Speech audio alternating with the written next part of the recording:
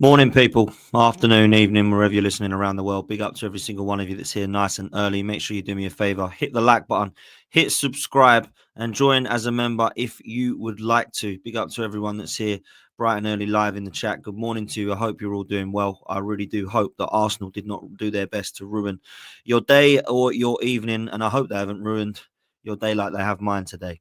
I really wanted to do well in this competition. I really wanted silverware this season, and I believed this was the best opportunity for that. And it looks like we could be out. More on that very, very soon. First of all, some positive news and some great news and some good news for the channel. We've hit 30k, people. The big 3-0 is here. Overnight, we hit, or this morning, I think it actually was, we hit the big 3-0. Thank you all so much. I really do appreciate that. Everybody that's hit the like button, everybody that's hit subscribe, all of you that have joined as members, everybody that interacts with comments and super chats. I do my best to read everything that I can, whether it's a super chat, a comment, or a question. I do try to do my best at that. It is quite difficult at times, as you can imagine. But 30,000, I never believed we would get to. It is absolutely incredible. I certainly believed or hoped that one day we would, but I didn't think it would be within the first couple of years. So thank you so much. I really do appreciate you guys for coming back and you guys for being here and hitting that subscribe button. But please don't stop there. If you are new, please make sure you hit subscribe like the other 30,000 people have, because the content is going to keep coming. Later on, I'm going to do a show with an Arsenal panel because I feel like there needs to be a lot of people getting stuff off their chest. And I've titled this, "The Fans Are Turning Again," because trust me, I saw yesterday a lot of fans doubting. I saw a lot of doubt and concern and issues raised about the management style and the process, the ownership, the board, the transfer window. It's all been thrown into disrepute. And I do kind of feel like saying, I kind of told you so. But I was one of the minority. There isn't just me. There's a lot of other people at the moment that have got massive question marks. And I can understand why. Look, the fan base is a massive, massive part of this club. In fact, it's actually one of the biggest parts of this club. So we're going to talk on that. We're going to talk on the manager, the tactics yesterday or last night's game, what we might be doing in the January transfer window, and then get some of your questions in, please, people, because I want to hear from the fan base. I want to understand where you're at right now. Please do throw in some super chats. They'll go to the front of the queue. If you do want to ask a question, make sure you put a Q at the start of it so that I know that it is a question. Big up on the 30k. I really appreciate that. Our next target, believe it or not, if you're good at maths, is the 40k. Sometimes I go to the 35 mark or the 5k mark, and I will make a mention when we get there. But hopefully this season we can hit 40k. That's what I want to try to do as a target. It's always nice to have a little bit of a target, so that we can at least try to push out as much as we can and try and get you guys enjoying what we're doing here at 12th Man. So if you are a big fan of the channel, massive fan of what I do and what the boys do on here at 12th Man, then please do me a favor and hit the like and subscribe so we can get up to the big 4-0 next, because that is the next target. Big up to you guys. Massive, massive thank you to Zabi in the chat who says, congrats, Dan. 50k milestone is next. Prime Henri says, bless up, 30k. Congratulations. Really appreciate that. Guna Legend says, congrats, Dan. Massive congrats, man, from Sweaty Betty Loves Moretti. That is a fantastic name, by the way. Big up to you. Big Steve says, bless up, Dan. Really appreciate all you guys, man. I really do. You've been absolute legends. All of you guys coming back and watching me. Not just Arsenal fans as well. You know, big up to Cat, Liverpool fan. Really appreciate you. And the guys, I have Tottenham fans watch here. I have Chelsea fans, Man United fans. Yeah, you're probably watching for a bit of my meltdowns. I can appreciate that, and I'll probably do the same, to be honest. But I do appreciate it nonetheless. So thank you all so much. Big up to Luke. Big up to Twisted Barber as well. I must appreciate. Let's get the sponsor stuff sorted, because there are sponsors of the channels. We all know them very, very well. It's Reality Raffles. Make sure you're following Reality Raffles. 99p a ticket to get yourself to an Emirates game, a football game, a stadium of your choice. You can win a £500 match day experience, and it is of your choice. So you can decide what game you go to. There's instant win prizes as well, match day vouchers. Make sure you're in it to win it. FTM10 is the code you need. You can get as many tickets as you want. They're only 99p. And with FTM10, that's 10% off. So you're basically looking at 90p a ticket. Let's be real. It is going to be a great experience. And if you do win, let me know, because one, you can meet me at the game. And two, I really want to know who won, where you're off to, and what game you've chosen. So please do make sure you let us know there. So there's some unbelievable prizes there that are available. Not just one prize, loads of prizes there. Get yourself in for a 90 pence or just under ticket price with FTM10. You got to do it, right? Everyone says to me, how do I get to football games? Well, there you go. I've just told you. go over to Reality Raffles. Make sure you're following them and get yourself in with a chance to win a game of football. If you haven't done so already, the link in the description is to join us for This Is London at the live show at the Hippodrome Casino. Please make sure that you scan the QR code and sign up. If not, click on the link in the Eventbrite in the description and you will be there. There's a lot more that is coming here. You do not want to miss this opportunity. You've got the This Is London panel. You've got Sophie Nicolau from Hybrid Squad. You've got lead judges, and there is some more surprises and special guests to be announced. So please make sure that you are here. It's not long. Friday the 24th of January is only around the corner. Please make sure you've signed up if you haven't done so already. If you are going in the chat, do let me know because I do really want to see you. It'll be great to meet you in person. There'll be a meet and greet after the panel show, so you get to meet everybody, chat, ask as many questions to us all as you want. So please make sure that you are part of it because I would love to see you all there. Okay, let's talk about yesterday, shall we? I want to start with the fans because the Emirates hasn't been as rocking this season. The Emirates just hasn't. I'm sorry, it hasn't. It's just not been nowhere near the level that it has been in the last two seasons. I thought the place was rocking for the majority of last season and for all of the season before. It was a phenomenal place to be. It really was. I haven't been able to say that for any part of this season. I haven't seen many games so far, home or away, where I've been proud of the team. I haven't seen many performances where I've been proud to boast about how well we are and playing as a team. I haven't been impressed by the performances, whether it be a defensive performance or an attack-minded performance. It's been really shoddy. And some of the fans are waking up. Some of the fans are starting to wake up. I've never spoken to so many fans in the concourse yesterday at half-time doubting this manager. I've never spoken to so many fans in the full-time telling me, when they listened to me, that I was right all along and that they didn't want me to be right, but they know now. They've woken up. They've seen the light. A little part of me sort of says, nah, stay over there. Like, you trusted the Cronkies and Arteta. You believed this was the bright project. Everything in front of you, evidence-wise, showed you that this guy wasn't good enough to get us across the line and the Cronkies weren't serious. But you decided to ignore that and you decided to try and believe and stick by it. I truly believe at the weekend that his days are numbered. If we lose that fixture, wow. Manchester United at home with a fully fit squad a fully fit 11 other than Saka. You're only really looking at Saka and White. Everybody else is fit. Raya, Timber, Saliba, Gabriel, Calafiori, or Lewis Skelly, who's playing well at the moment. Partey, Rice, Marino, Odegaard. And then there's only really Saka, White and Nwaneri, would we say?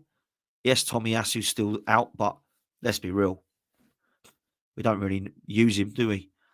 Jesus and Havertz are there. Martinelli and Trossard are there. What's the excuses? Twisted Barbers asked me when was the last time Arsenal had a full 90 minutes. That was great. I have to go back to last season. Maybe the Forest game this season? I don't know. I'm questioning that now.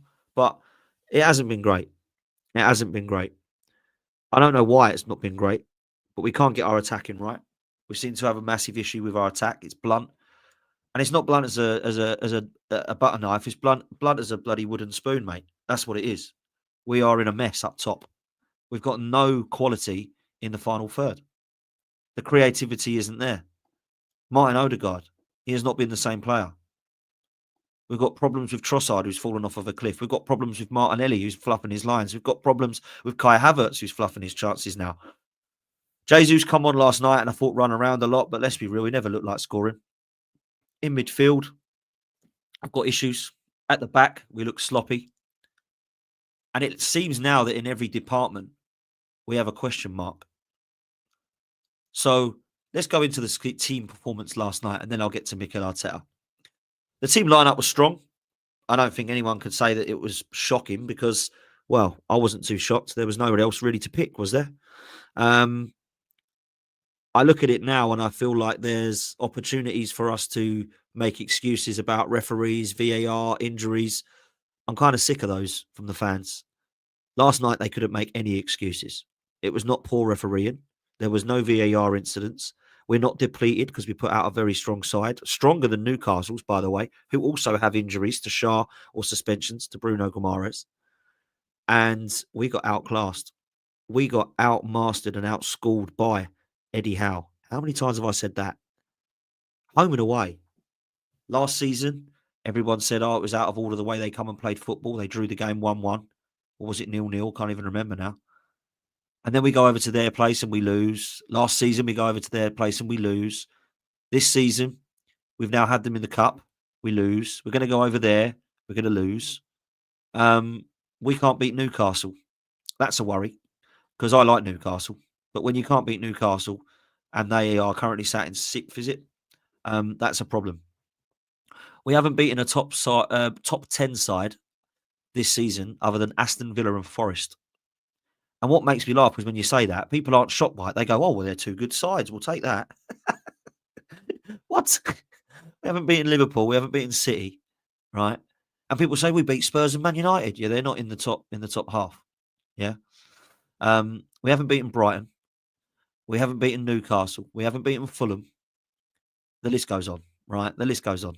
Go and take a look now. Yeah. Go and take a look now. Look, there's problems here. There's serious problems here. And I don't quite understand why people can't believe what they're seeing with their eyes, that there's problems with this manager.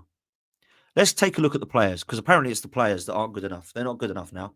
Can you name me anybody in that side that Mikel Arteta didn't sign? Because there are two. There are two. Gabriel Martinelli and William Saliba. So if the players aren't good enough, that means in this 11, he's signed 9 that aren't good enough. Is that what we're saying? Because I think it's absolute madness to decide to actually believe that's the case.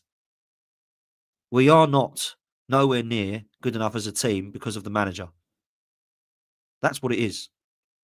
Let's go through the team quickly before we come to the manager. David Raya, getting a bit cocky for my liking, playing out from the back. Doesn't fill me with much sort of relaxation and reassurance, calmness, composure. Maybe he's got it. Maybe it's me being a nervous fan. But it doesn't look too pretty at times. And he saved the shot and he's palmed it out to Gordon. Not the best of games. But he hasn't had the best of few games, if I'm honest, David Raya. I thought he started the season off magnificently well. Other than that, not sure. I've always said that I would be happy to upgrade on him, but everyone else thinks he's the best goalkeeper. He's not David Seaman or Jens Lehmann level. He's not Alisson or Ederson level. He's not even Emi Martinez level, in my opinion, and we had him, right? So that's Raya. Gabriel and Saliba, stinkers. Stinkers. Timber, stinker. I thought these three were supposed to be solid, a back line that doesn't concede goals. Well, what we conceded 2 goals for then, people? Because these two were shocking. Absolutely shocking. Timber, nah, didn't do anything. I've been a big fan. I've been calling out how he's better than Ben White and how he's a proper fullback. But Ben White left him dead in the water in last night's performance. I thought he was very average. Missed a chance. I mean, it was quite hard to be fair to him. I'm not going to give him too much stick. But let's be real. It was poor. Saliba, I thought he was terrible. And I thought Gabriel was as bad, if not worse. We come on to Miles Lewis-Skelly. Now, I've listened to a lot of fan cams. Some people thought he was excellent. Some people thought he was okay. Some people thought he was out of his depth. I thought he was one of our most positive sparks. And you know what? That shouldn't be the case. He's 17 years old, this kid. He's a midfielder who's been asked to cover at left back. Right? And I thought at one stage, he looked the most calm and composed head on there. He looked like he gave a damn. He looked like he cared. He looked like he wanted to show some passion, drive and desire. He looked like he wanted to go into his interceptions. It looked like he wanted to drive on the ball. At one stage, Saliba passed the ball into him, or maybe it was Gabriel, and he had 2 men on him. Now, a lot of 17-year-olds, right, would have panicked. But he technically was so gifted that he just waltzed past both of them and then sprayed the ball forward to Thomas Partey. And I thought, wow, that's a special talent right there. Little glimpses like that I've seen from Miles Lewis-Skelly have filled me with confidence. I know this player's a baller, but I think this manager has absolutely no experience or evidence shown that he can get the best out of a talent like that. Bukayo Saka and Odegaard, and they're the only two that we've actually got to show how a player can come from here to here. That's worrying. When you name the 15 players that we've got, mad. So I didn't think he was too bad, but I didn't think he had a great game. But I certainly thought he was one of our most positive sparks. Then we move into midfield. Thomas Partey. Oh my word. I've been crying out for this lad in midfield. He was terrible. He got subbed, stinker and hooked by Jorginho. Finally put him back in the middle. Maybe he's so stuck to playing right back. Yeah, crazy. And then you've got Declan Rice. Now, I've got a lot to say on Declan Rice because I feel sorry for him the most. I thought he did everything yesterday. I thought he was doing everything. Now, don't get me wrong, he wasn't doing everything very well, but he was one of the only ones that could come off the field saying, "Do you know what, I gave my all." Why are we letting Declan Rice do everything in this team? Why is he the one defending? Why is he the one intercepting? Why is he the one driving on the ball? Why is he the one creating? Why is he the one linking up play? Why is he the one box to box? Why is he the one delivering? Why is he the one taking free kicks and corners? Why is he doing everything? Because we spent £105 million on this player because he was a really good number 6, and we seem to now be turning him into Cesc Fabregas. What's happening here? What did Mikel Arteta see that thought, so you know what? He's played quite well in this Michael Carrick / Rodri role for West Ham, but do you know what I'm going to do? I can see some Steven Gerrard and Frank Lampard in there. I'm going to stick him in the number 10. What is going on here? What is happening here? This is like asking Saka to play as a fullback. What is going on? This is like asking Gabriel Jesus to go alongside Gabriel or play alongside Thomas Partey. What is Mikel Arteta doing here with Declan Rice, apart from destroying him? Because he's only 25, by the way, so it's not like Declan Rice is a young kid that he can try to develop. But it's not like he's that player that you think, oh, yeah, let's put him in a new position because he's not going to quite struggle there. He's getting on now. Real talk, I'm so sick and tired of watching Declan Rice in this attacking 8 role or /10 role. Saka's a fullback. No, he's not a fullback. What are you talking about? He's played there, but he is clearly a winger, an attack-minded player. That's why he scores all of our goals and assists all our goals. What are we talking about here? Wow. Some people, man. Declan Rice. I think he's ruined him this season. I think he picked up 12 to 15 Player of the Match awards last season playing in the number 6 role. Or the double pivot. As a box-to-box, I don't like him. And the reason I don't like him is because he doesn't really play box-to-box. Plays in the 8. I don't care why it is like that. I really don't. People are calling him Decline Rice now. Cheers, Arteta. 105 million player and you're calling him Decline Rice. Crazy. Let me move to Martin Odegaard. He ain't fit. Oh, RC, big up, man. I didn't know you were joking. Sorry, mate. I'm in a mood, you see. That's what I've got. Big up to you, bro. Odegaard has been nothing short of shambolic in the last few games. Nothing short of shambolic. I don't know if he's not fit. I don't know if he's coming over an illness. I don't know if it's a little bit of both. But when this guy's got 2 assists, he's going back to the Odegaard I was questioning when we first bought him. Goals and assists, where is it? Goals and assists, where is it? First couple of seasons, I think he got 4 assists and 7 goals or something like that. And I was like, at the time, people were like, Dan wants James Maddison. What, the guy who got 18 goals and assists? The guy who got 16 goals and assists, but the year before for Leicester. Yeah, that James Maddison I did want. Yeah, I did at the time. And then we signed Odegaard, who got half of those numbers. And then what happened? He got 15 goals and assists as well. And I thought, here we go. That's the Odegaard I want to see. Technically gifted, technically brilliant, but let's do it on the pitch. And the goals and assists were there. This season, he's been in and out of the team due to injury. But when he has played, I don't think he's impressed. If I'm honest with you, I don't think he has. I really don't understand what he's been trying to do. I mean, look, we're trying to thread the ball through. Nothing's happening. Yes, you can look at the blunt attack. But that means if your attack ain't firing, you need to do something on the ball. Take a shot. You've got quality.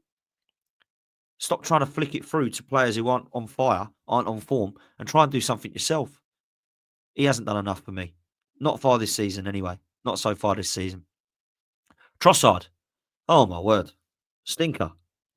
Not only did he have one of the worst games I've seen against Brighton at the weekend, midweek he's turned his performance into something that is now becoming consistently bad. There's nothing I can say about it other than a nice pass to Martinelli, who we'll come to in a minute. There's nothing else that I saw from him. Poor. Anthony Gordon and Isak put us in the mud. Tonali, what a baller. Yeah?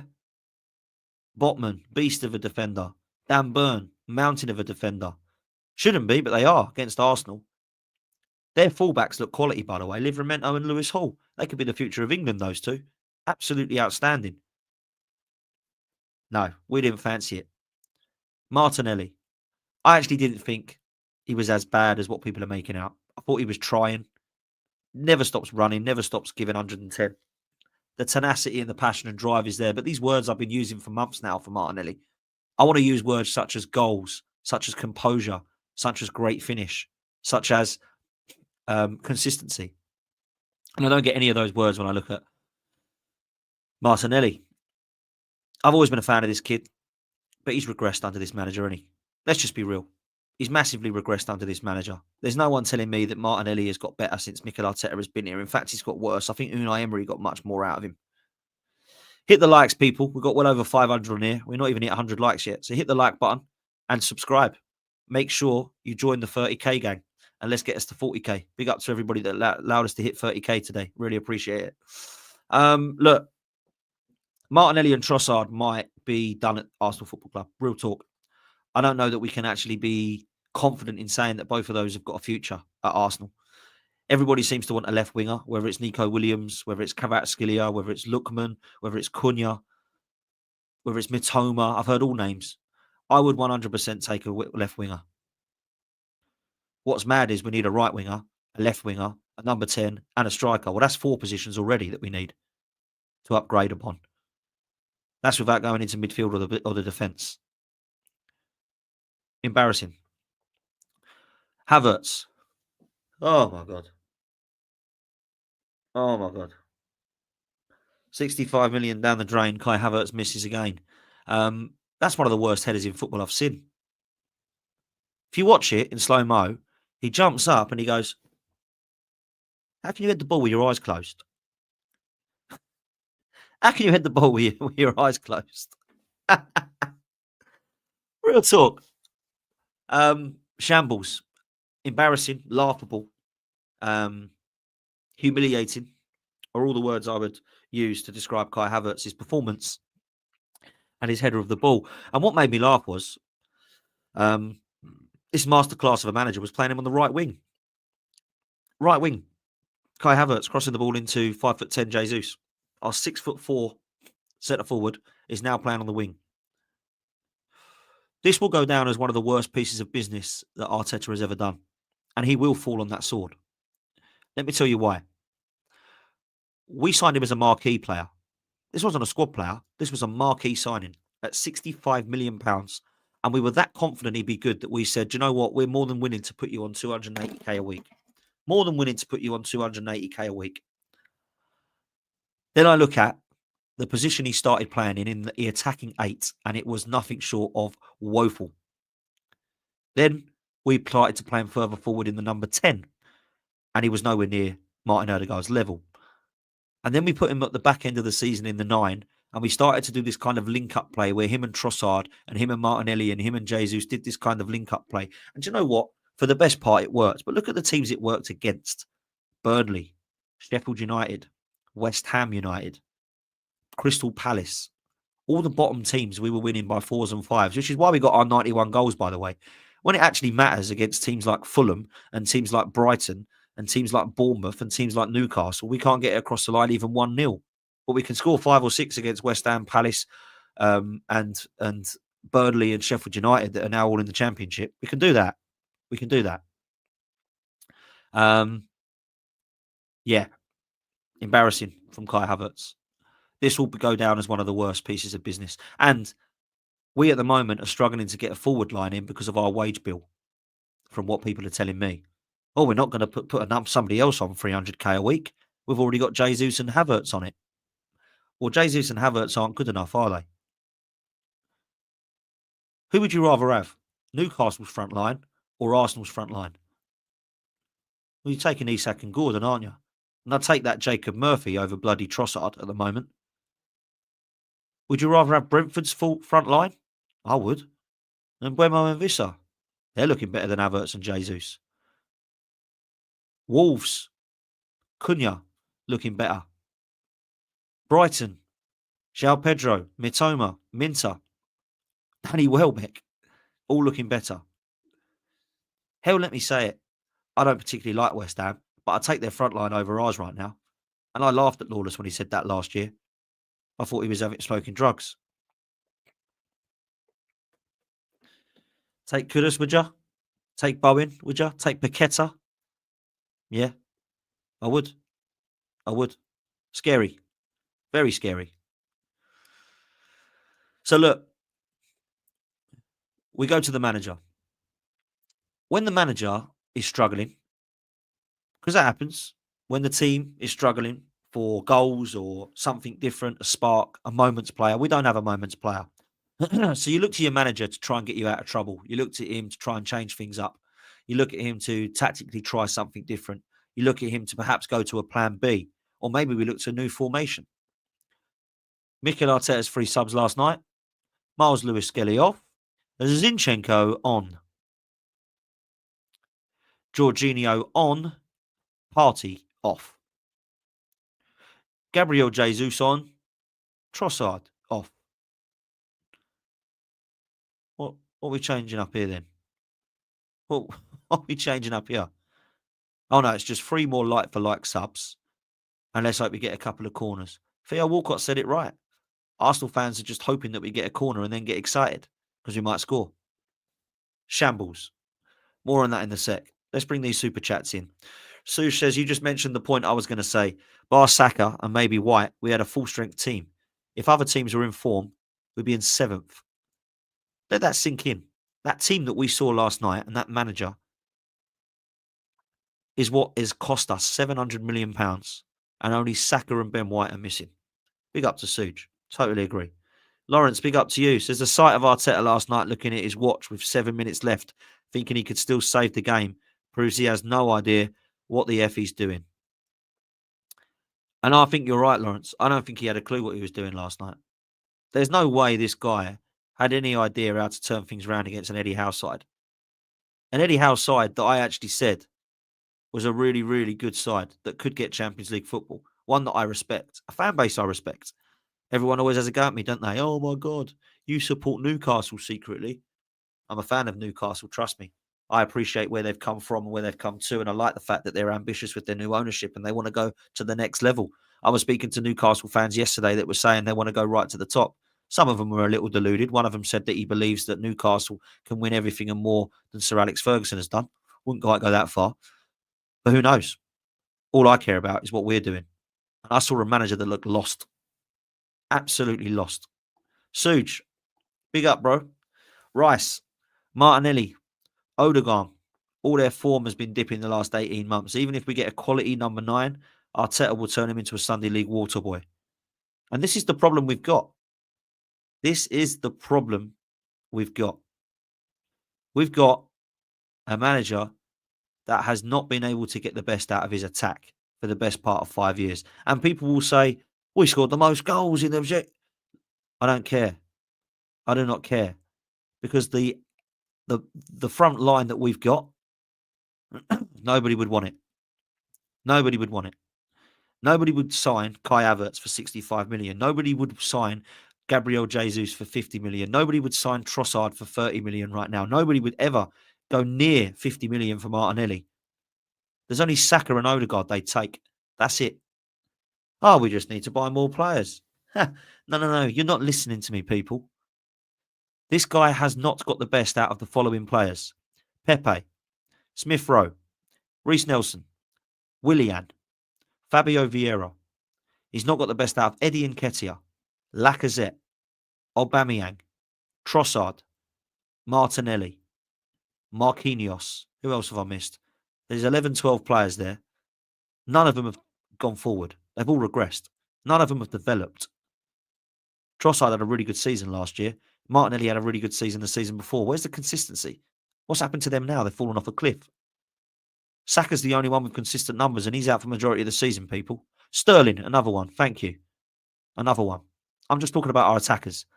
I don't want to talk about defenders and midfielders because we're just talking about the attack. We can add Tavares and Lokonga and Runnison and all these guys if you want, but they're different positions. I'm talking about how Arteta has not got the best out of our attack. That's what I'm talking about. Nowhere near good enough. Nowhere near good enough.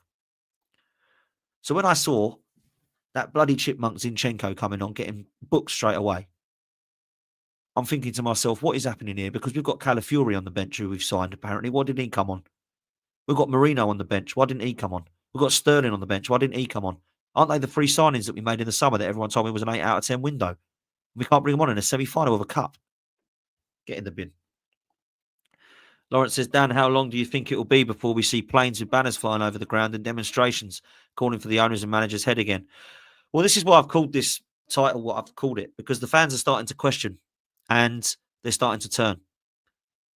There's many, many Arteta lovers, Arteta inners, whatever you want to call them, that spoke to me in the concourse yesterday saying, Arteta's got to go at the end of the season if we don't win St. Dan. And there's people in the chat yesterday when I was on the terrace going mental about how I'm out of order about Arsenal. What's out of order about saying that Arsenal haven't won a Premier League for 21 years?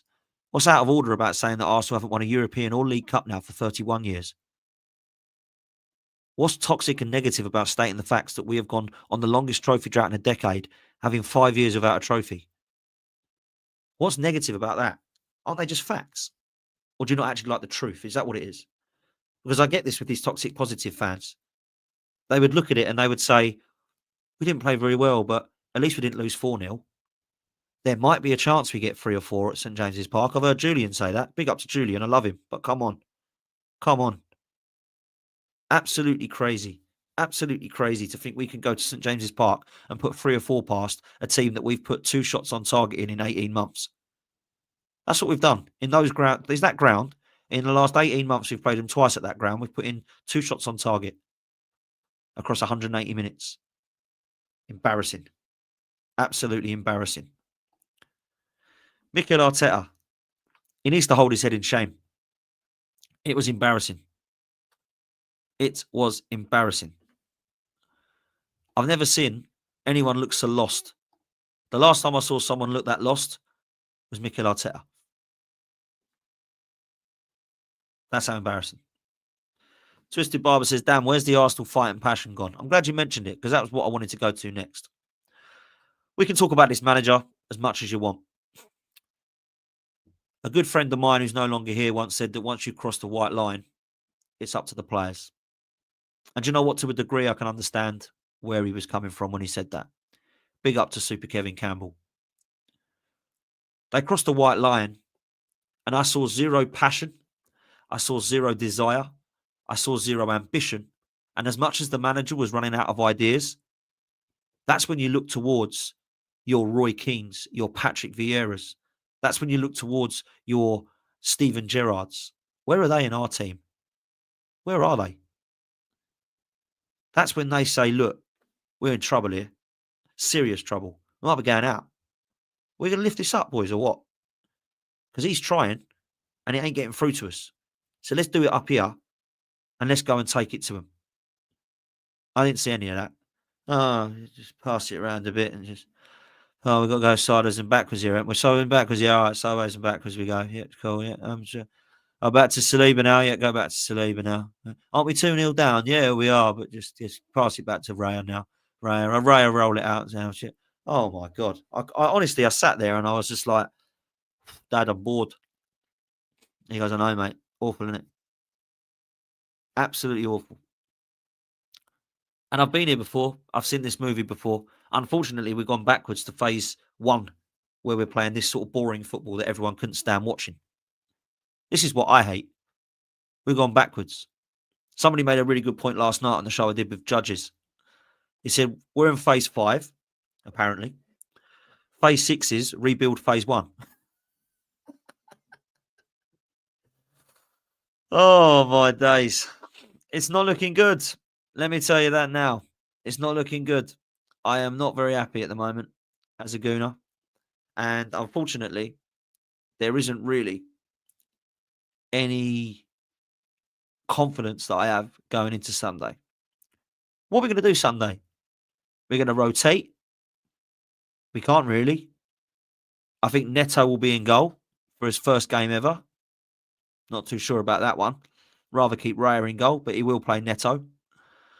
I imagine Timber will stay at right back because he's the only one we've got. I imagine Calafiori will come in. Wouldn't surprise me if Kivior does as well. I wouldn't do it, but wouldn't surprise me if he does alongside Saliba. He'll probably start Jorginho again. He'll probably play Marino and he'll probably play Odegaard. Or he might switch Havertz into the attacking 10. Oh, that'd be good, wouldn't it? Right-hand side, I imagine, will be Jesus or Sterling. Left-hand side will be Martinelli or Trossard. And through the middle, I imagine it will be Kai Havertz. Not good enough. Not a good enough squad. We knew this. The window shut and everyone was depleted. Why was that? Why did everyone get so depleted? Oh, no. Not everyone did. Some of the individuals thought this was an 8 out of 10 window. Crikey. I hate to think what you'd give it if we actually do buy a forward. You'll probably give it a 12 out of 10. My goodness. What a joke. That is nowhere near an 8 out of 10. All three of them were on the sideline last night waiting to get on at a cup semi-final. Oh, dear. What a joke. We are a mess. Absolute mess. Look, I've been saying for a long time that this ownership aren't serious. I've been saying for many, many seasons that the Cronkies lack ambition to win. And I've been saying for many seasons that any of their sports across the states do not dominate world football. They don't. World sport. They don't. The Rams got a Super Bowl, one and done. Right, who are we doing next? Denver Nuggets, yep, they've won, one and done. Who are we doing next? Colorado Rapids, and it goes on. And then they come to Arsenal. It comes to Arsenal. And we're asking them, yeah, look, we really need to get an attacker. We're going to clear out some of our dross. Vieira's going, Nketiah's going, Nelson's going. Smith Rowe, we believe we can get some money for, so he's going to go on top of that. We're going to bring someone special in, but I need your support for it. Yeah, no worries. Let me know what you need. I want Alexander Isak. Oh, no, that's not going to happen. We want Nico Williams. Oh, no, we haven't got money, mate. There's a lad apparently 48 hours ago at Chelsea who said he wants to leave. Could you go and get him? It's a player you know from City, Raheem Sterling. Could you go and get him, please? Cheers. Nice one. I'm back off to watch the Nuggets. Take care. Have a good one. That's what the Cronkies have done. Absolutely embarrassing. Disgraceful. Yeah, you're right, Adam, in the chat. Newcastle were missing players. Fabian Schär and Bruno Gomares as well. So no excuses. Oh, we had no Saka. What, we Saka FC then, are we? Are we Saka FC? Come on. We've not signed a striker in 5 years. Let that sink in, people. Yes, we have Jesus. Yes, we have Havertz. Jesus ain't a forward, which is why when Man City won the league with him in the team, they said we won the league without a striker. And Havertz is not a number 9 or a number 8 or a number 10 or a right winger or a left back, right back, whatever the hell he plays. He's a bang average footballer, mate. That's what he is. And we've spent 280 grand a week on this guy and 65 million M's. Oh, my word. Oh, my word. 65 M's on him. I can't believe we signed Havertz, man. I can't believe we signed Havertz. Over 700 in here, people. Do me a favour. Hit the like button. Yeah? Make sure you hit the like, please, and subscribe. We've hit over 30k today, which is amazing. A great, great target. And please make sure that you click on the link in the description and that you're joining us at the Hippodrome. 24th of January. Please make sure you are scan the QR code here now or click on the link in the description on Eventbrite. Make sure you're also following Reality Raffles. Reality Raffles at 99p can get you to a football game. So make sure you go and get your raffle ticket in there for just 99 pence, people. Yeah? Use the code FTM10. Get 10% off. Big up to everyone. Link in the description. And big up to them as well for sponsors of the channel. Go show them some love because they show us some love. Look, I've got to be real. I don't have any confidence going into Sunday. I don't believe Manchester United are a good enough side. I don't believe that Manchester United have got an absolute guaranteed I was going to say 3 points against us, but win against us. But I will say this. It's a must-win game. Because if he loses this and goes out of 2 trophies, that's 3 title. That's 3 trophies we ain't winning this season. The League, the Carabao Cup and the FA Cup. And then what happens? We got the North London Derby a few days later. And he dare loses that. We lose both of them, I believe it's a sackable offence. I believe it's a sackable offence. For where Arsenal should be, it's a sackable offence. Now, I'm giving him till May, and I've said that. I think he deserves till May to show us what he can win. He ain't going to win anything, though, because we ain't good enough to win the Champions League. We need a hell of a lot of luck with that. We ain't winning it without Saka. We ain't getting the Premier League title because that's Liverpool's, in my honest, humble opinion. I think we're a top 4 squad, top 4 side. And that means that Mikel Arteta is not able to do the job because he cannot get this side across the line. Now, people might say, well, that's hypocritical. You just said we're a top 4 squad and he's going to get top 4, so we've done a good job, right? No. This squad's good enough to win a trophy because bloody Ten Hag's done it. Yeah? Managers worse than Mikel Arteta have won trophies. Di Matteo won a Champions League, for goodness sake. He got sacked because he weren't good enough. This guy needs to win a trophy to show that he can win with this team that he's assembled and put together. And if he can't, I want him out of here. I don't know if I make myself clear, but that's simple to me. Deliver or go. And if he doesn't go, then I want the Cronkies to come out and explain why he's not going. Because he's underachieved and he's regressed. That's the way I see it. Ridiculous. Yes, Charlie, big up to you, my bro. I hope you're well, man. Make sure you go and follow Charlie on Blue Brother. Make sure you're doing that, people. Big up. Absolute legend. He's here on Monday nights with us on Race for Europe. A good lad. 700 of you here, man. Smash the like button. Hit subscribe, please, people. Suj says we're phase 5. When did he expect to get a trophy? Well, he's won one, Suj. So it doesn't matter now, apparently. He's won one with Emery's squad. Doesn't matter. It's done. He's happy now. Doesn't want another domestic cup, it seems. Absolute shambles. Never rated Arteta, but I agree about the mentality. Sometimes the whole team looks like they don't want it. 0-3 versus Brighton, 0-2 Villa, 4-1 City, etc. Yeah, I remember. I was at those games, all 3 of them. Absolutely embarrassing. Absolutely embarrassing. Lawrence says, Dan, I see that we're wearing the kit again on Sunday. Yes, we are. We're wearing the white kit, the No More Red for knife crime, which is a great cause, by the way, but it has given us nothing but pain every time we've wore it. Why don't we just put a chicken on a beach ball where the cannon is and play Aussie going to Wembley when the team comes out the tunnel? Lawrence not a fan of the white kit. To be fair, neither am I. Look, I don't really care what colour our damn kit is, if I'm honest, but let's just be real. That kit has not brought us any joy. It's a bad omen, and we're playing in it again at the weekend. Maybe it's going to make us play like Tottenham. I mean, we're playing fairly like them at the moment. This manager seems allergic to trophies like Spurs, so maybe he'd be the perfect fit after Range goes. George Graham went and managed Tottenham after Arsenal. Maybe Mikel Arteta will decide to go and do it. Look, it's absolutely crazy. It really is poor. It really is. There's nothing short of abysmal from what I've seen from Mikel Arteta so far this season. Make sure you hit the likes, people. We've only just hit 200. Let's get that up to 400, please, people. There's well over 700 in here. Just got to click the like and subscribe. 2 buttons and it's free. Please, it'll put a smile on my face and I need one. Trust me. It's poor. It's poor. There's nothing else to say other than it's poor. And I don't know what we do, or where we go from here. I really don't. I'm a massive fan of trying to get form turned around. I want Mikel Arteta to be successful and win at Arsenal. I just don't have the faith or belief that he's going to be able to do it. And that's because he's not shown me any evidence that he can. When people have said to me, look at what he's done a great job in getting us challenging. I'm not denying that. But I didn't want to be challenging. I wanted to be winning. There's a difference, right? Because we were already challenging under Wenger. No, we weren't. We were coming full. Hang on a minute. We wanted to put ourselves into a title race against Leicester. Yeah? We had a title race in 2008. We had a title race in 2011. In 2013-14, we were top at New Year's Day. We had title races before. We had challenging times before under Arsene Wenger. We got rid of him because we weren't winning. And now we're marching down Hornsey Road to get him out.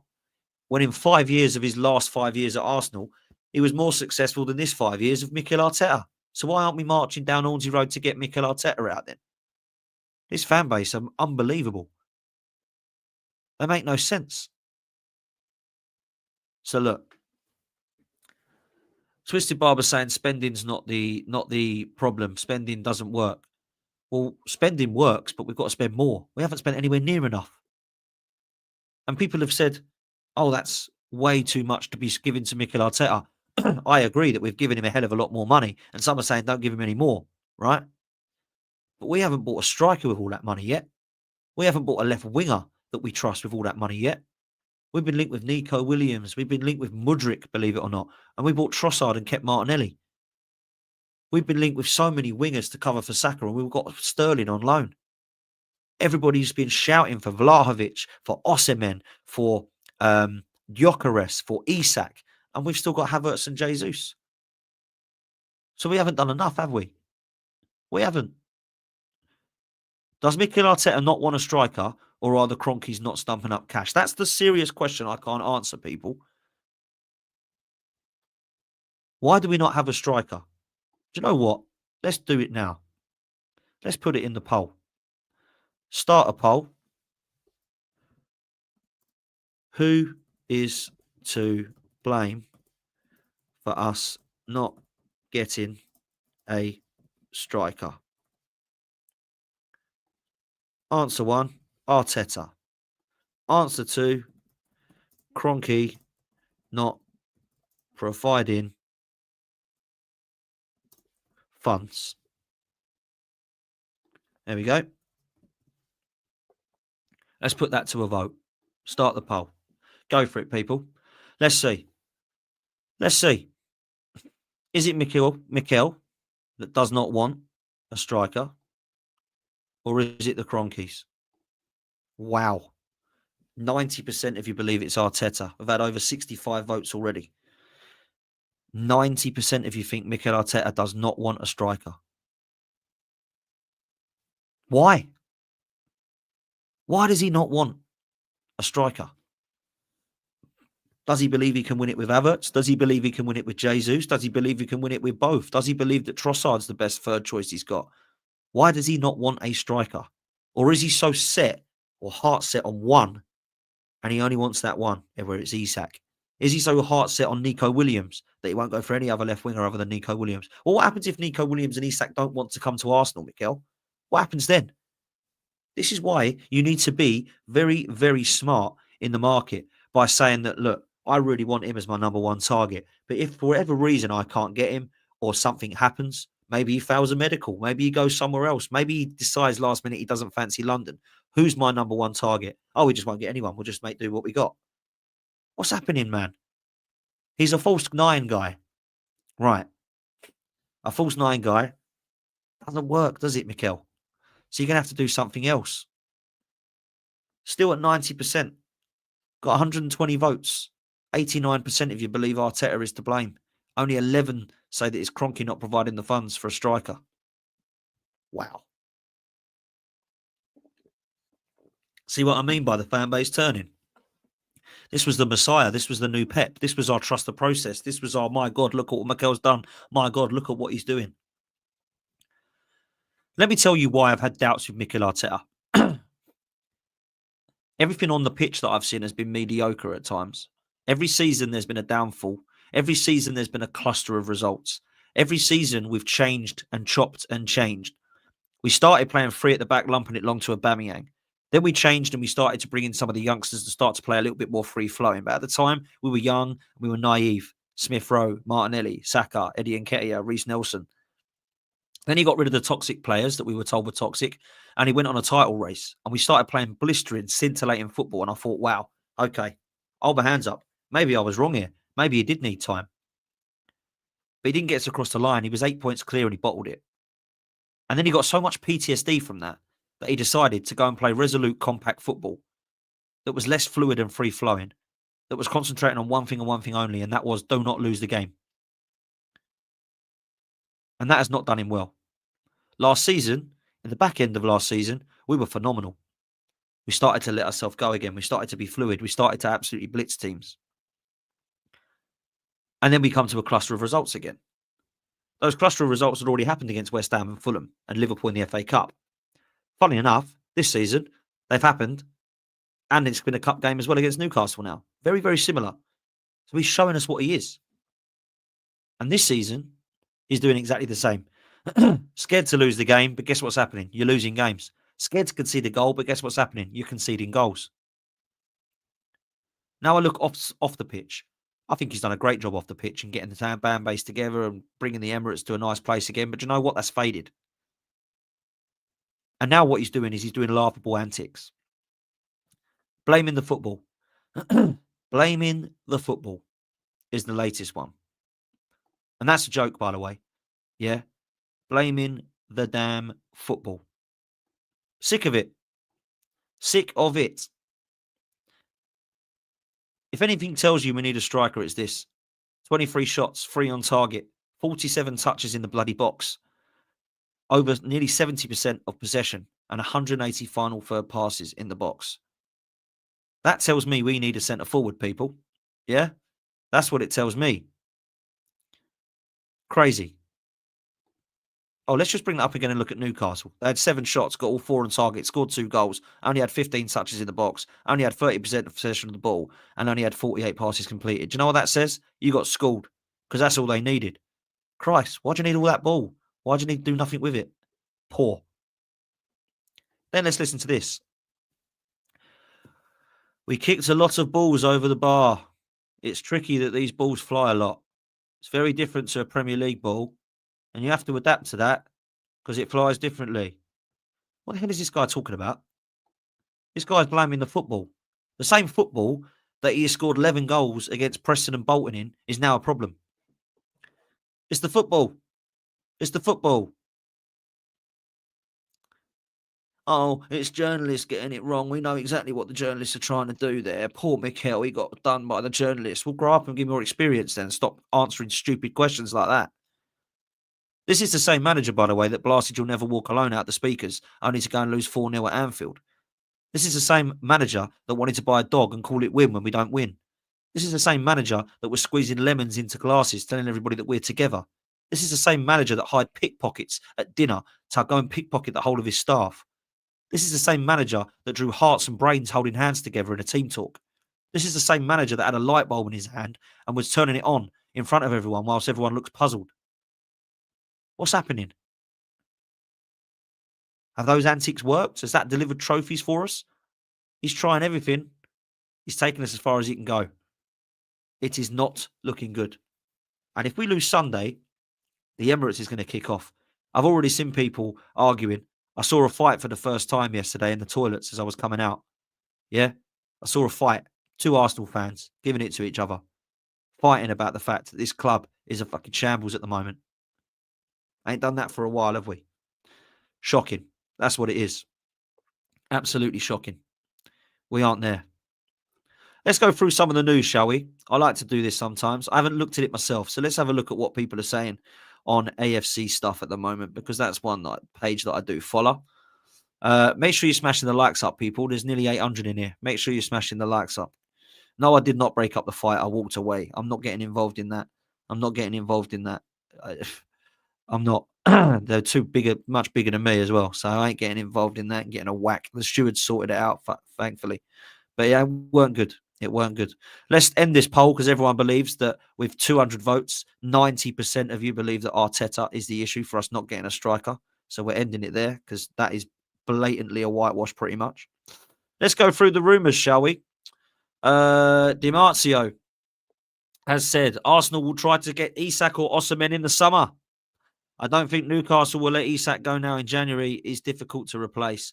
Vlahovic is an option and a target as well for Arsenal. They like him, so he's also on the list. This is from Di Marzio and betting expert. Let's break that down. Arsenal will try to get Isak or Osimhen in the summer. Well, what are we trying to get Osimhen in the summer for when he's got a release clause now, you absolute muppets? Go and get him in January if you want him. Vlahovic is an option. I think that ship sailed, but clearly we're still interested in him, and I do believe that he is one that would be available. Do I think he's good enough? I'd actually rather have other players, but he's better than Havertz and Jesus. That's for sure. But Vlahovic is going to play like Havertz. He's not going to be an Isak that's free-flowing. We're not going to be any more free-flowing with Vlahovic. I think with Gyökeres, you get a little bit of both. You get a little bit of Vlahovic and Isak because you get the goals and you get the link-up play, old-school style. Osimhen, Vlahovic, Gyökeres, Isak. We're going to be linked with them all, but I bet we don't get any of them. I know the next striker at Arsenal. We all know who it's going to be. It's not going to be anybody in January. We're going to get a wide forward in January of some kind. It might not be exciting, so don't get over the top excited about it. But I can tell you who it's going to be in the summer. Benjamin Sesko. That's who it's going to be. Because we've agreed for him to stay at Leipzig, and clearly he's had a gentleman's agreement, just like Osimhen did at Napoli, to say that we'll absolutely sell you next summer. And it's probably going to be to Arsenal. Sesko. Wow. How exciting. This comes in next. Where are we? Oh, no, wrong one. That's because I've clicked on it. Let's come back. Brian Mbeumo is on Arsenal's shortlist for a potential summer move. This is hilarious. Everything's in the summer. We want them in the summer. We want them in the summer. We want him in the summer. We want that bloke in the summer. What about January? What about January? Brentford will sell this guy for 50 million. Go and offer it to him. They sold Tony for 40. Go and get this guy. He's fine. More than happy with him ahead of Sterling. We want someone else as well as, but let's get him. I like Brian Mbeumo, by the way. I think he's 24, 25. He's a good player. He's right-sided, left-footed. It gives us a couple of options. He can play both wings. He can probably play in the number 10. He can certainly play through the middle in the false 9, in my opinion, as well. I think he's a top talent. More than happy. More than happy. But we won't get him. Not in January. Because apparently Plettigal is saying that Arsenal want him as a shortlist player, potential in the summer. Oh, dear. Arteta's been speaking on Newcastle's loss. He said it's the result. If you look at what both teams produced and domination of the game, it's not a result that reflects the story of the game. Heard this before. But the reality is that they were super efficient with their chances and we weren't. Do you know what? I agree with him. I don't like the excuse of, you look at the stats and we should have won that game. I agree with him. They were clinical. We were not. Why do you think that is, Mikel? Why do you think that is, bro? Go and get yourself a centre forward. Please go and do it. This is interesting from Gunnar Blog, who says that after Arsenal's elimination last season in the Champions League to Bayern Munich in the quarterfinals, the feeling among the hierarchy was that the team lacked a certain X factor in attack, something special to unlock defences on the biggest occasion. We've needed that for 5 years. We haven't got an X factor because Saka's not even a moments player. He's not an X factor player. Martin Odegaard's not an X factor player. X factor players are like Salah. X factor players are like Thierry Henry. X factor players are like let's not even go to that level. Let's go to a Ruud van Nistelrooy. Yeah, somebody that actually could unlock defenses. And you think, we have Michael Owen, Robbie Fowler, Andy Cole. Don't have to go to the elite Mbappe and Thierry Henry levels here. We don't have one of them. We don't have a moments player. I agree with Theo Walcott here yesterday. He said with Arsenal at the moment in time, what worries me is they're getting excited by set pieces all the time. Instead of that free-flowing football, which was what Arsenal was known for, they're shying away from it. Bang on. Bang on. We get a corner and everyone jumps up like we're about to score. It's like we've won a penalty. Well, we've got a corner here. Free kick. Well, get on, set piece again. Unbelievable. I've never seen anything like it. Never seen anything like it. Absolute shambles. Here we go. XG merchants. Arsenal generated more XG, 3.09, than their shots on target with only 3 against Newcastle tonight. But some stat merchant will tell you how good that is. No, it's just about finishing. Just about finishing. That's all we need. Finishing. Ridiculous. William Hill, that performance, who could Arsenal realistically sign this month to make the difference in the second half of the season? And this is the front 5. Look at that. Look at that. Martinelli on the left, Kai Havertz on the right, Jesus in the middle. That was our front 5 in the second half versus Newcastle. Dear me. What is happening there? Arsenal's next 6 fixtures are Manchester United, Tottenham, Villa, Zagreb, Wolves and Girona. So that means we've got to go to Wolves and Girona in the next 6. All the rest of them are from at home. We haven't left London. And look at the state of us. We haven't left London since November, I think it is. Start of December, right the way through to February. We ain't leaving London. And look at the mess of us. Can't blame travel. Unbelievable.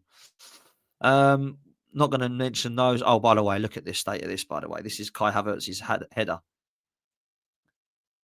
Closing his eyes there. How can you head the ball when you close your eyes? No wonder he scuffed it. Dear me. Absolutely ridiculous. Goals and half times. What else have we got down here?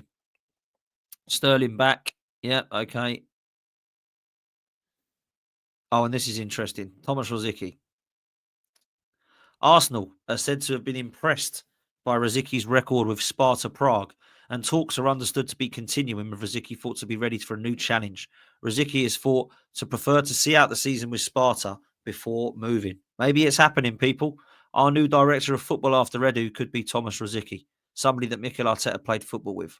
Let's take a look at this Sparta Prague record, shall we? Let's see how they are getting on.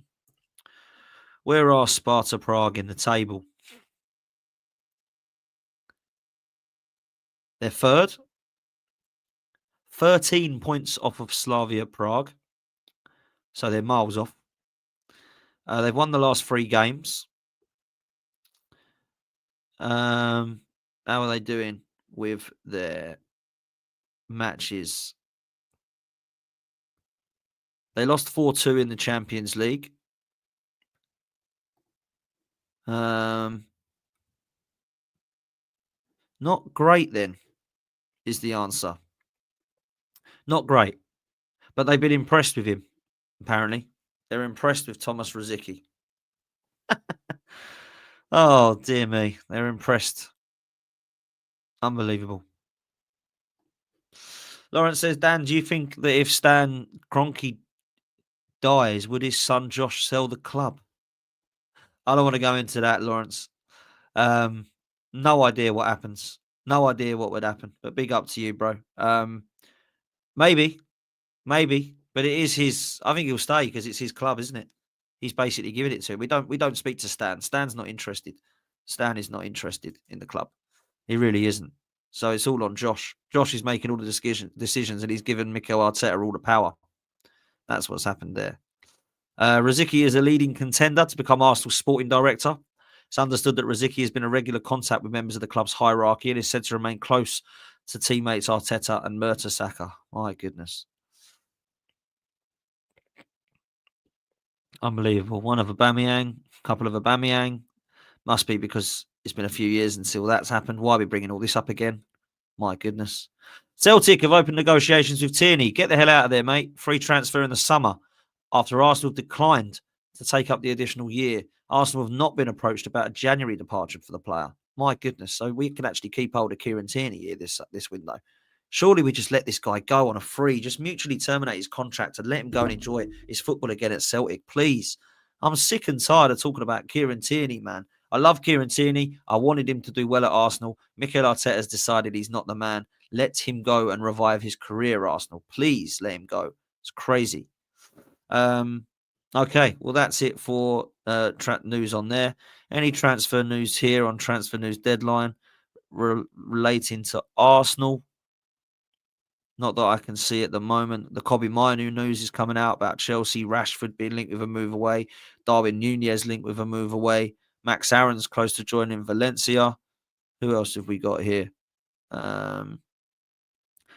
Looking at Xerxes potentially swapping. Liverpool admire Osimhen. Wow. They want him to replace Darwin Nunez. Real Madrid have opened informal talks to find out the conditions about Ederson. Zubimendi is also a player they want. What else have we got here? Milan want Rashford. There we go. No news about Arsenal. Surprise that, isn't it? Surprise. Let's put in Arsenal transfers in Twitter and let's see if I've missed anything. Because I haven't looked today. I didn't get up till late, so I couldn't do my morning show. Let's share the screen here, shall we? Let's have a little bit of fun. I've not seen this myself, so you're seeing this for the first time as well as I am. Florian Plettenberg, who a lot of people do follow. I understand that Brian Mbeumo is on Arsenal's shortlist for a summer move. We've mentioned that one, so he's stating that could be the case. Yeah, Mbeumo is definitely picking up that he would be someone that Arsenal will be interested in, and I do like him. Apparently, we're interested in a loan deal to sign Lee Kang In from PSG. I did look at this yesterday. He's got a couple of goals. He's a wide forward. He's not someone that excites me, though, I'm afraid. Brian Mbeumo again.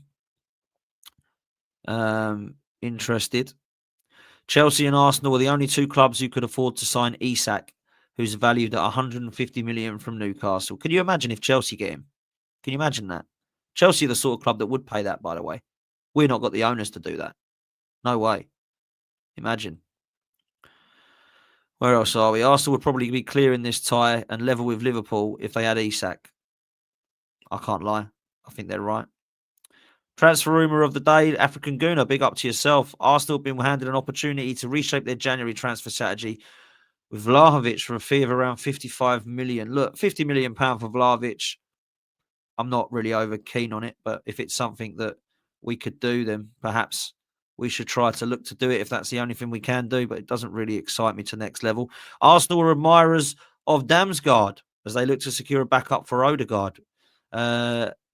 Is he Danish? I think he's Denmark, isn't he? Not Norwegian with Odegaard. So he's a player that I liked in the Euros a few years ago, but he hasn't done anything at Brentford. Apparently this season, though, he started to create and he's been delivering assists. I think there's only Salah and Saka that have got more assists than him this season from what I read.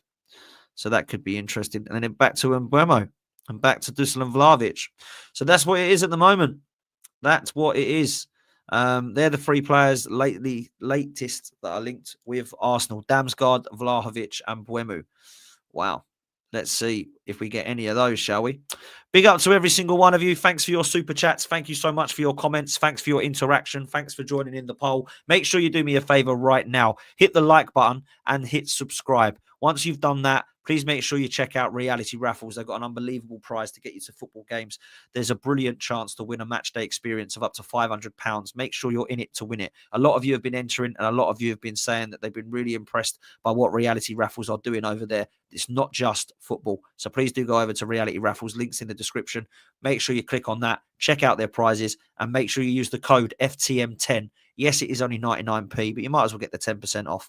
Don't be cheapskates, people. Let's get in there. I've put in a load myself because I want to try and get to some more games this season. And also, make sure you're doing this. Scan the QR code. Make sure you're joining us on the Eventbrite link. Make sure you click on the link in the description to join us for the Hippodrome on the 24th of January. We will all be there live. You'll be a meet and greet. There'll be a panel debate. You'll get to have some nice drinks with us, talk to us, meet and greet us, and there'll be some special guests that you will know that I'm sure you will follow on YouTube as well. So please make sure that you are there for that one and that you sign up for that too. It'd be great to see you all and meet you all in person. Big up to every single one of you. Make sure you are all hitting the like button and that you are subscribing. Let's see who's live now. Shall we try and redirect? Who's live that you like? And I'll redirect. Anyone live at the moment that you like? And I'll send them your way. Let's see who's live. Harry's live, but he doesn't have his permissions on.